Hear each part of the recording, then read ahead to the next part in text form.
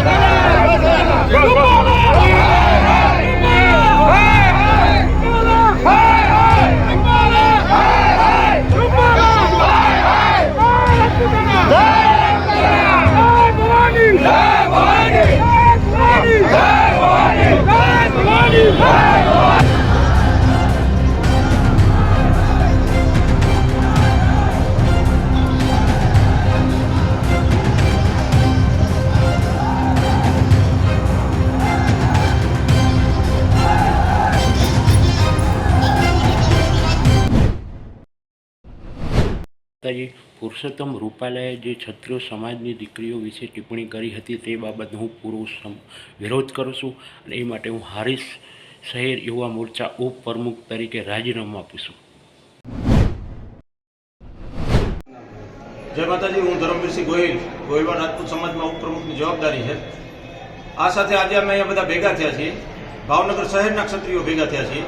યુવાનો અને કાર્યકર્તાઓ જે સમાજ સાથે જોડાયેલા છે એ લોકો ભેગા થયા છે. અમારી આજની રણનીતિ એવી છે કે હવે આગળ અમારે ભાજપની સામે મતદાન કરવું છે તો વોર્ડ વાઇઝ અમે જવાબદારી સોંપવાના છીએ. વોર્ડમાં પણ વિસ્તાર વાઇઝ અમે જવાબદારી સોંપવાના છીએ અને વિસ્તારમાં બૂથ વાઇઝ જવાબદારી સોંપવાના છીએ. આ માટે અમે અમારી કમિટી તૈયાર કરવા માટે આજે અહીંયા ભેગા થયા છીએ. આગામી કાર્યક્રમો અમે અમારે કહીએ તો અમે બધાને જવાબદારી સોંપીને અમારા મહિલાઓ દરેક મંદિરે, પોતાના વિસ્તારના મંદિરે, અમારી બોર્ડિંગે એક દિવસના ઉપવાસનો કાર્યક્રમ આપશે, પ્રતિક ઉપવાસના કાર્યક્રમો આપશે.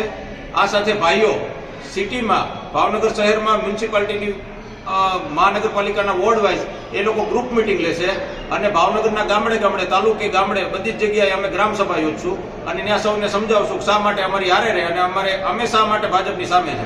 આ બંને મુદ્દા કહેવા માટે અમે ગ્રામસભા અને ગ્રુપ મિટિંગ કરવાના છે.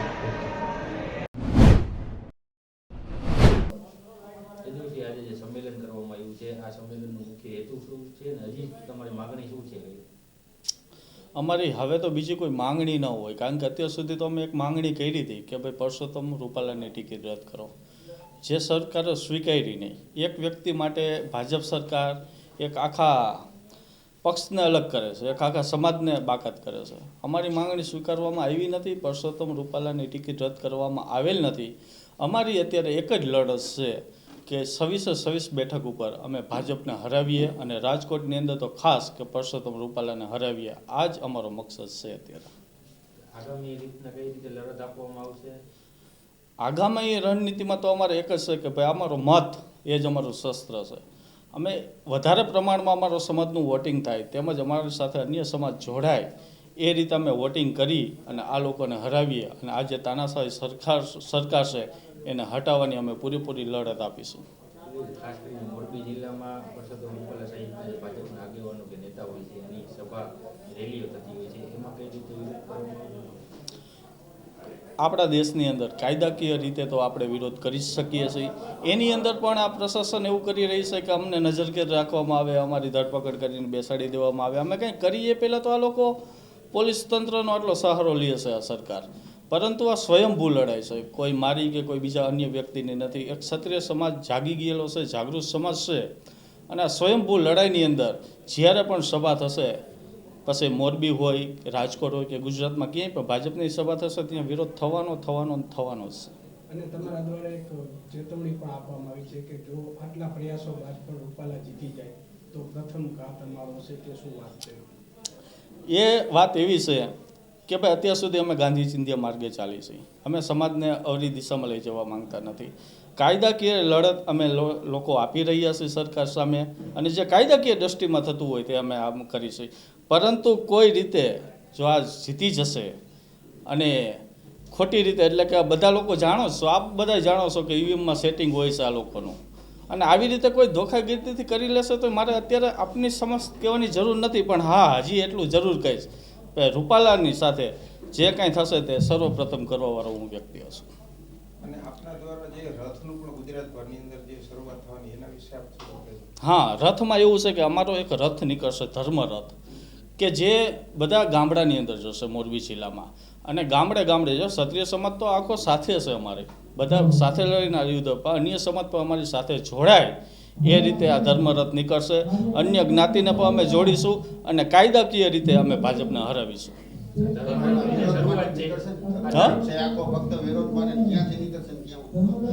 એ અમારો રથ આખા ગુજરાતમાં ફરવાનો છે, એટલે અમે એની સનાળા શક્તિમાના મંદિરેથી શરૂઆત કરશી અને ટંકારા અને વાંકાનેરના જે આપણે મોરબીના ઓલામાં જે પરસોત્તમ રૂપાલાના વિસ્તારના જે ગામડાઓ છે એ બધા ગામડાઓની